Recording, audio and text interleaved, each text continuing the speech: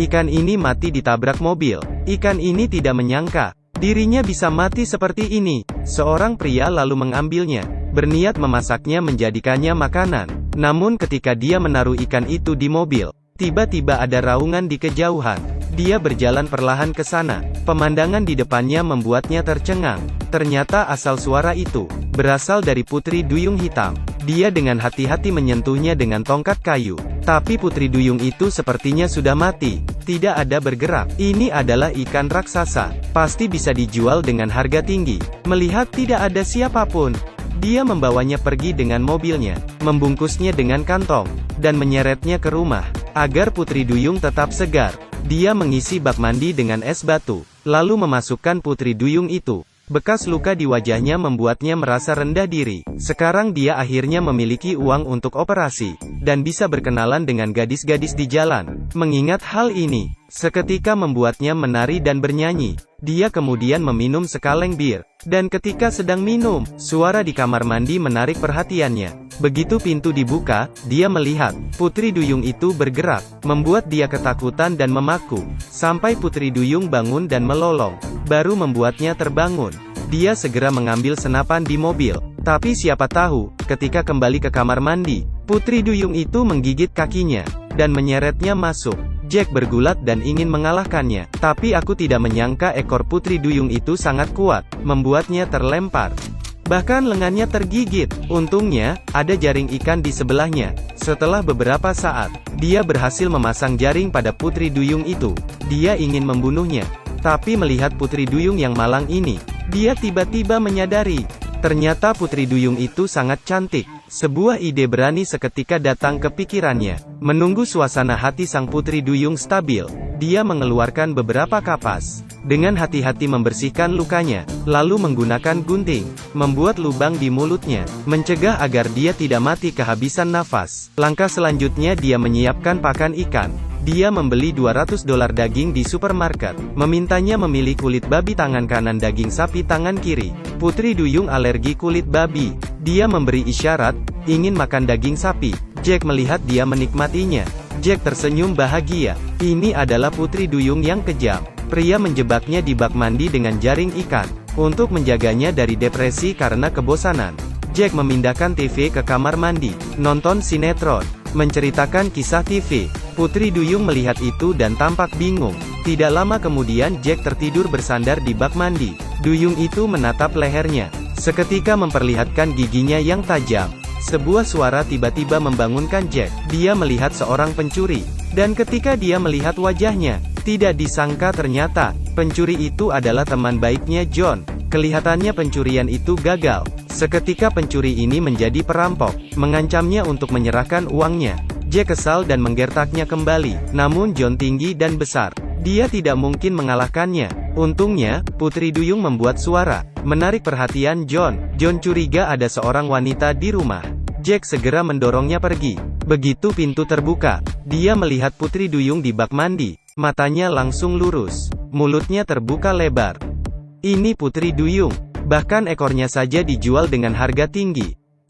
Jack tidak setuju. Berkata dia akan mengirimnya kembali ke laut. Tidak menjualnya, tapi kamu tidak boleh memeliharanya.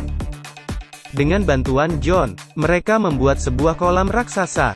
Jack memintanya merahasiakannya. Tidak boleh memberitahu siapapun tentang ikan duyung ini. John pun menyetujuinya. Putri Duyung akhirnya lepas dari belenggu jaring ikan, berenang di dalam kolam. Di malam hari dia mengeluarkan 2 kilogram daging, menyiapkan steak mentah dan matang. Setelah membuang mentah di kolam ikan, dia berbicara tentang masa lalunya yang tragis. Ternyata dia dulunya adalah pria tangguh yang terkenal, membunuh ribuan hiu dengan tangan kosong. Tapi sayang sekali Tuhan berhendak lain. Kecelakaan tidak hanya merusak wajahnya, juga merusak organ pernapasannya, membuatnya benar-benar hancur. Hidup mengandalkan oksigen. Entah apakah Putri Duyung itu mengerti atau tidak, dia hanya menatapnya dengan tatapan aneh. Tiba-tiba ada ketukan di pintu. Ketika Jack membuka pintu, seorang wanita berdiri di luar.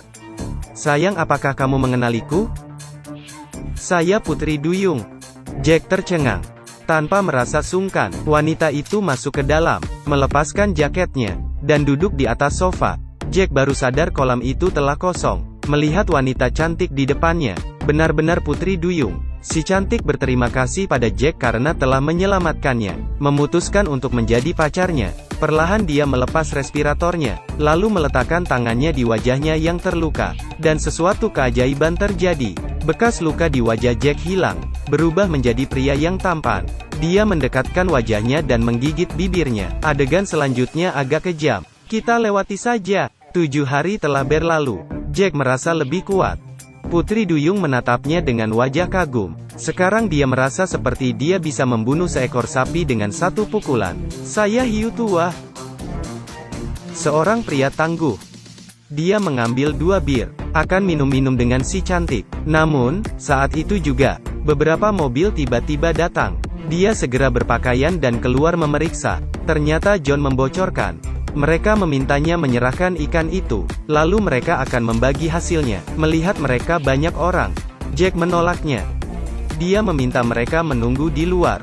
Dia kembali ke rumah dan membawa Duyung keluar. Tapi penonton tidak akan menyangka akan terjadi. Jack benar-benar menembak mereka, mengancam mereka agar pergi. Dia tidak berani menembak kita. Melihat keseriusan Jack, mereka terpaksa pergi dengan putus asa. Setelah mereka pergi, Jack bergegas masuk ke dalam. Sayangnya Putri Duyung sudah kembali ke dalam kolam. Dia bertanya pada Duyung apakah dia ingin pergi bertualang. Dia sudah lama tidak mencium bau laut. Sambil berkata, dia mengeluarkan tangga, memanjat naik ke atas, meraih tangannya, ingin membawa Putri Duyung ini pergi dari sini. Dan ketika Duyung menyentuh tangannya, tapi Putri Duyung tidak naik bersamanya, melainkan dia menarik Jack masuk ke air. Melihat kedua mata Putri Duyung, matanya terlihat sangat menawan, pikirannya penuh dengan kenangan mereka bersama.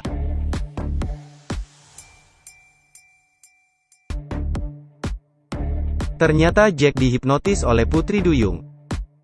Dia ini tidak menyembuhkannya. Kebahagiaan mereka juga palsu. Sebenarnya tidak, wanita itu tidak ada. Bisa dilihat ketika dia keluar menemui John. Luka di wajahnya masih ada. Ini adalah perbuatan Putri Duyung itu. Tujuannya adalah untuk memangsa Jack. Baiklah, cerita berakhir sampai di sini.